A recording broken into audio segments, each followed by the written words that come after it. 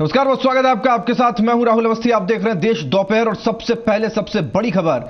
David Headley ने आज अपनी गवाही में कहा है कि इशरत जहां लश्कर की आतंकी थी और 2002-2003 में मुंबई के बाहर नाके पर पुलिस वालों पर हमला करना चाहती थी। डेविड हेडली की वीडियो कॉन्फ्रेंसिंग के जरिए गवाही हो रही है और इस दौरान इशरत जहां पर डेविड ने यह खुलासा किया है, जून 2004 में इशरत समेत 4 आतंकियों को गुजरात पुलिस ने एनकाउंटर में मार गिराया था। हालांकि उस वक्त पुलिस के दावे पर सवाल उठाए गए, लेकिन आज हेडली ने अपनी गवाही में भी यह कह दिया कि इशरत जहां लश्कर की आतंकी थी।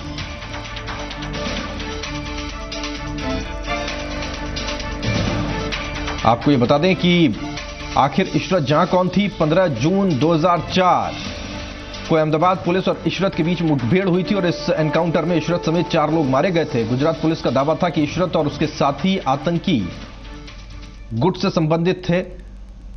गुजरात पुलिस का दावा था कि तत्कालीन सीएम मोदी को निशाने पर लेने की योजना थी इनकी। और आज इस मामले में डेविड कॉलमैन हेडली की वीडियो कॉन्फ्रेंसिंग के जरिए हुई पेशी में जो बात निकल करके सामने आई है वो बेहद चौंकाने वाली है। ये वही दावे को पुख्ता कर रही है जो गुजरात पुलिस का था और लगातार इस दावे को लेकर के सवाल उठाए जाते रहे।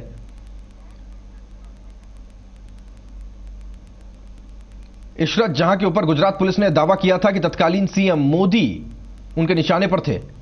एनकाउंटर के मामले में एसआईटी ने इसे फर्जी एनकाउंटर करार दिया था उस वक्त। कोर्ट के आदेश पर इशरत एनकाउंटर मामले में जांच सीबीआई को भी सौंपी गई थी। सीबीआई ने इस पूरे मामले में पुलिस अधिकारियों की भूमिका पर संदेह जताया था। इशरत एनकाउंटर केस में तत्कालीन सीएम नरेंद्र मोदी पर निशाना साधा गया था। वहीं गुजरात के तत्कालीन गृह मंत्री अमित शाह पर भी सवाल उठाए गए थे और इसमें जो एसआईटी गठित की गई थी उसने इस एनकाउंटर को फर्जी करार दिया था। ये वो तमाम चीजें थी जो सिलसिलेवार तरीके से हुई, लेकिन आज जब डेविड कॉलमैन हेडली ने वीडियो कॉन्फ्रेंसिंग के जरिए हुई पेशी में अपनी बात रखी, गवाही दी, उसमें यह बात साफ हो गई कि इशरत जहां का सीधा संपर्क लश्कर तैयबा से था और ना ही इशरत जहां केवल लश्कर तैयबा के संपर्क में थी या फिर लश्कर तैयबा का एक मास्टरमाइंड थी, बल्कि वो एक ट्रेंड महिला बॉम्बर भी थी। और ये खुलासा अपने आप में बहुत बड़ा खुलासा है जो आज डेविड कॉलमैन हेडली ने किया है।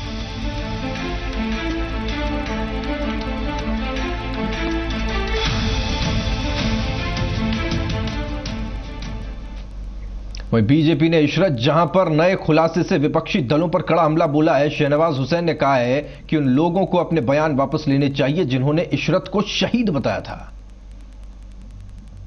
देखिए, जो लोग इशरत जहां के नाम पर सियासत कर रहे थे और उसको शहीद बता रहे थे, उनको आज उनका आंख खुल गया होगा। उनको पता लग गया कि इशरत जहां का जो इनकाउंटर गुजरात के अंदर हुआ था, कई लोग उनको बेगुनाह बताते थे, लेकिन हेडली के खुलासे के बाद कम से कम उन लोगों को अपना बयान वापस लेना चाहिए। कई लोग तो उसको बिहार की बेटी बता रहे थे, लेकिन हेडली ने साफ तौर पे आज जो खुलासा किया है उसके बाद उन नेताओं को अपना बयान जरूर वापस ले लेना चाहिए। बात देश के उस वीर सपूत की जो सियाचिन में तो मौत के मुंह से बाहर आ गया, लेकिन अस्पताल में वो अब भी मौत से जंग लड़ रहा है। लांस नायक हनुमंत थप्पा की हालत बेहद नाजुक बनी हुई है। हनुमंत थप्पा का एम्स में इलाज चल रहा है और पूरा देश उनकी सलामती के लिए दुआ कर रहा है।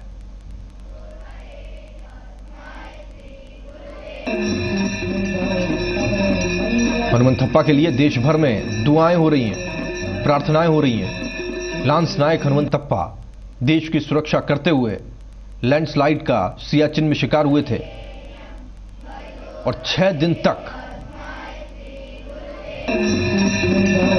30 फीट बर्फ के नीचे दबे होने के बावजूद भी वो रेस्क्यू किए गए। तब तक उन्होंने जिंदगी का साथ नहीं छोड़ा, लगातार लड़ते रहे और अब उनका इलाज चल रहा है। एम्स के डॉक्टर्स की भी मदद ली जा रही है, बताया जा रहा है। अहम बात यह है कि फिलहाल उनकी हालत बहुत नाजुक है, क्रिटिकल बताई जा रही है, क्योंकि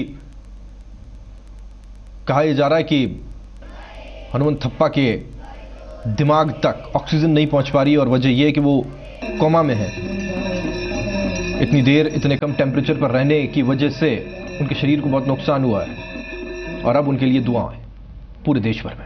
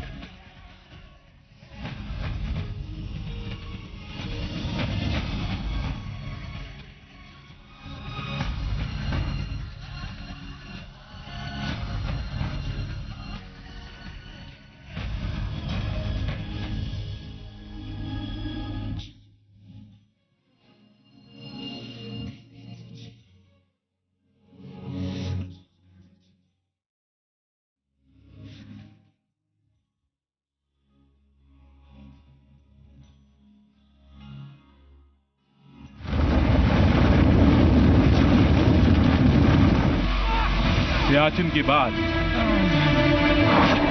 अब अस्पताल में मौत से जंग लड़ रहा है देश का जांबाज। बर्फ की चादर में लिपटी मौत को मात देने वाले लांस नायक हनुमंथप्पा की हालत बेहद नाजुक है। हनुमंथप्पा दिल्ली में सेना के रिसर्च एंड रेफरल हॉस्पिटल में एक एक सांस के लिए संघर्ष कर रहे हैं।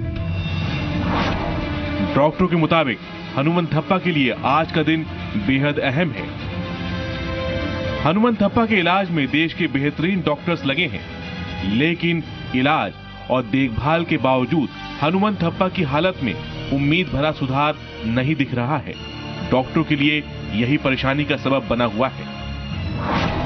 हनुमंथप्पा को वेंटिलेटर पर रखा गया है ताकि कोमा की हालत में भी उनके फेफड़े काम करते रहें। 5 दिन तक बर्फ में दबे रहने की वजह से फेफड़े और किडनी पर बुरा असर पड़ा है। एंटीबायोटिक के अलावा उनका ब्लड प्रेशर बढ़ाने के लिए दवाइयां और फ्लूइड्स दिए जा रहे हैं। हनुमंथप्पा के दिमाग में ऑक्सीजन की कमी है और दोनों फेफड़ों में निमोनिया के लक्षण हैं। डॉक्टरों और विशेषज्ञों की एक टीम 24 घंटे हनुमंथप्पा के इलाज में लगी है। हनुमंथप्पा के इलाज के लिए एम्स के डॉक्टरों की मदद भी ली जा रही है। बावजूद इसके हनुमंथप्पा की तबीयत में संतोषजनक सुधार नहीं दिख रहा है। यही सबसे बड़ी चिंता है। कल शाम 4 बजे जारी मेडिकल बुलेटिन के मुताबिक हनुमंथप्पा के लिए अगले 24 घंटे बेहद नाजुक हैं। इस खबर से पूरे देश में चिंता की लहर दौड़ गई। अपने जांबाज को बचाने के लिए पूरे देश में दुआओं का दौर जारी है। जम्मू से लेकर अहमदाबाद तक, वाराणसी से लेकर मुंबई तक बच्चे, बुजुर्ग, युवा सब देश के असली नायक की लंबी उम्र के लिए दुआ मांग रहे हैं। जो भी हनुमंथप्पा है, जो भी आईसीयू में है, हम सारे उनके लिए प्रेयर कर रहे हैं कि वो जल्दी से जल्दी ठीक हो। बर्फ के तूफान में भी खड़े होकर उन्होंने हमारी रक्षा की, इसलिए हमको हमारा फर्ज बनता है कि हम उनकी रक्षा के लिए प्रार्थना करें भगवान से, और हमारी एक रक्षा के लिए उनको जीवन दान मिल सकता है, तो ये हम सभी को करना चाहिए। मुंबई में डिब्बे वालों ने हनुमंथप्पा के जल्दी ठीक हो जाने की कामना की, तो सिद्धि विनायक मंदिर में हनुमंथप्पा के लिए विशेष पूजा अर्चना की गई। वाराणसी में लोगों ने सियाचिन के सिकंदर के लिए महामृत्युंजय जाप किया, तो वहीं गोरखपुर में हिंदू और मुसलमानों ने एक साथ पीर बाबा की मजार पर चादर चढ़ाकर हनुमंथप्पा के जल्दी ठीक हो जाने के लिए दुआ मांगी। देश का बच्चा बच्चा, हर जवान, हर बुजुर्ग अपने जाबाज सिपाही के लिए जाति, धर्म सभी भेदभाव भुलाकर दुआ मांग रहा है, आरती कर रहा है। हर किसी की बस एक ही चाहत है, कैसे भी देश के शान की रक्षा करने वाले जवान की जिंदगी बच जाए। हमारे भाई लोग हम लोगों के लिए इतना कर सकते हैं, तो हमारा फर्ज बनता है कि हम भी उनके लिए कुछ करें। मैं आप डॉक्टरों से मिलूंगा सर, मेरी किडनी या लीवर जो भी चाहिए उनको, या किसी भी शरीर का कोई भी अंग चाहिए, वो उनको जो है ना फिट कर दिया जाए ताकि वो जिंदा बच जाए। 35 फीट ऊंचे बर्फ के पहाड़ के नीचे दबकर भी जिंदा बच निकलना किसी चमत्कार से कम नहीं। नायक हनुमंथप्पा ने 125 घंटों से भी ज्यादा का वक्त 35 फीट ऊंची बर्फ की दीवार का बोझ अपने शरीर पर बर्दाश्त किया। बर्फ की दीवार के लिए एक एक सांस के लिए संघर्ष करते हनुमंत थप्पा की हिम्मत के आगे यमराज ने भी घुटने टेक दिए। अस्पताल में हनुमंत थप्पा के इलाज में जुटी टीम में न्यूरोलॉजिस्ट, नेफ्रोलॉजिस्ट, सर्जन, एंड्रोक्राइनोलॉजिस्ट, फिजिशियन सब शामिल हैं। पीएम मोदी खुद पल पल की खबर ले रहे हैं। पूजा मक्कड़ के साथ कृष्ण मोहन मिश्रा, जी मीडिया, दिल्ली। वन्य जीव विभाग ने एक सूट तैयार किया है जिसे रेस्क्यू ऑपरेशन ड्रेस नाम दिया गया है। इस सूट को पहनकर आदमखोर तेंदुए, चीते और दूसरे खूंखार जानवरों के हमले से बचा जा सकता है, जिससे उन्हें पकड़ने में भी आसानी होती है।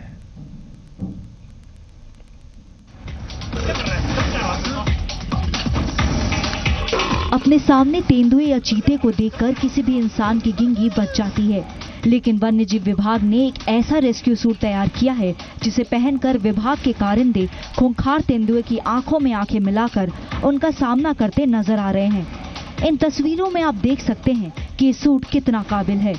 एक शख्स सूट को पहनकर उस पिंजरे के अंदर जाता है जहां एक तेंदुआ बंद है और उसके बाद तेंदुए को ललकारता है। अपने सामने इंसान को देखकर तेंदुआ भी उस पर झपट पड़ता है और ये नजारा हैरान करने वाला होता है। लेकिन सूट पहने इस शख्स को इससे कोई फर्क नहीं पड़ा, बल्कि इस सूट ने इस शख्स में इतना आत्मविश्वास भर दिया कि तेंदुए के हमले के दौरान उसका दस्ताना निकल चुका था, जिससे उसे कोई फर्क नहीं पड़ा। उसके साथी उसे बाहर निकलने के लिए बोलते रहे, लेकिन वो तेंदुए के सामने डटा रहा। एक हमला नाकाम होने के बाद तेंदुआ दूसरा हमला करने के लिए शख्स के पास आता है, लेकिन सूट पहने शख्स के आत्मविश्वास को देखकर उल्टे पांव लौट जाता है। ये तो हुई आंखों देखी, अब इसी शख्स की जुबानी सुनिए वो आप बीती। जब उसने मेरे ऊपर अटैक किया ऐसे कि वो मुझे सीधे छाती पर खाने के लिए आया था और मुझे जरा भी महसूस नहीं हुआ कि उसने मुझे इधर कुछ किया कि नहीं किया, क्योंकि बिल्कुल ठीक ठाक है, जो ड्रेस बनाई है ठीक ठाक है, सख्त है। उसे मारा भी वो थोड़ा सा इधर, मतलब मैंने तब तक हाथ से ऐसे दे दिया, उसको अपने दांतों को शायद लगी होगी, वो उधर से भाग गया वापस। वन्य जीव विभाग के अधिकारी भी इस सूट को कारगर मान रहे हैं। उनका कहना है कि अब इस सूट की मदद से अक्सर बस्तियों में जाने वाले खूंखार जानवरों का पकड़ना पहले से आसान हो जाएगा। हमने एक जहाँ पे एक ड्रेस तैयार की है, जो कि अगर ये कहीं बस्ती में आ जाता है तो इसको हम वो ड्रेस डाल के हम इसको पकड़ सकते हैं और इसको हम पकड़ के जाले में डाल के तो इसको हम जंगल में वापस अंदर इंटीरियर में छोड़ सकते हैं। 15,000 रुपए की कीमत से स्टील और कार्डबोर्ड से बना ये सूट वाकई वन्य जीव विभाग के लिए बेहद मददगार साबित होगा। रविंद्र कुमार श्रीवास्तव के साथ Zee Media, Jammu. British astronaut Tim Peake ने इंटरनेशनल स्पेस स्टेशन से पृथ्वी का बेहद ही खूबसूरत वीडियो भेजा है। 29 सेकंड के इस टाइम लैप्स वीडियो में पृथ्वी और इसके ऊपर मौजूद बादलों की कड़कड़ाती लाइट्स को देखा जा सकता है। टिम पीक ब्रिटेन के पहले एस्ट्रोनॉट हैं जिन्होंने इंटरनेशनल स्पेस सेंटर ISS से बाहर निकलकर स्पेस वॉक किया है। ISS जब यूरोप और अफ्रीका के बीच से गुजर रहा था तब यह वीडियो बनाया गया था।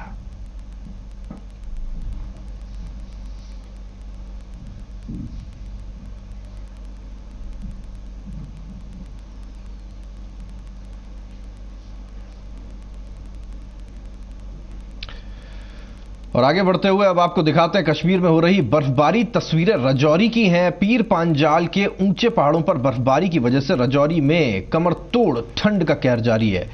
लगातार बर्फबारी की वजह से यहां शीतलहर का प्रकोप भी लोगों को झेलना पड़ रहा है और इस सर्दी और इस ठंड से अनुमान लगाया जा सकता है कि घाटी में हुई बर्फबारी के बाद में अब मैदानी इलाकों में भी सर्दी का एहसास बढ़ने वाला है। देर से ही सही, लेकिन हो सकता है कि इस बार सर्दी का एहसास फरवरी में होने लग जाए।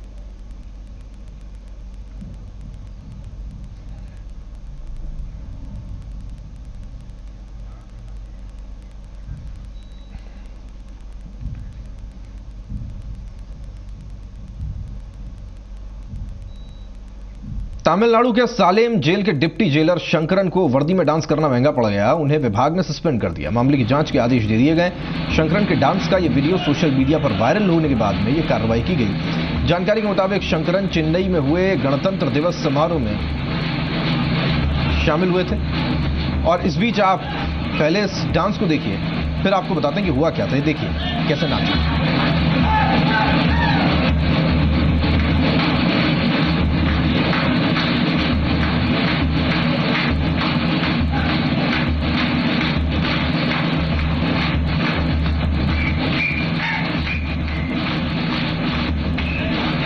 नृत्य और अजीबोगरीब भाव भंगिमाओं को देखने के बाद आपको बताएं कि हुआ क्या था। जानकारी के मुताबिक शंकरन चेन्नई में हुए गणतंत्र दिवस समारोह में शामिल हुए थे और उसी रात उन्होंने होटल के एक कमरे में डांस किया। उनके डांस की ये पूरी तस्वीर उनके साथी ने अपने कैमरे में रिकॉर्ड कर ली और उसके बाद में ये वीडियो सोशल मीडिया पर वायरल हो गया। बताना जरूरी है कि वर्दी की अपनी मान मर्यादाएं होती हैं और उसकी अनुपालना करना हर पुलिस कर्मचारी अधिकारी का फर्ज होता है।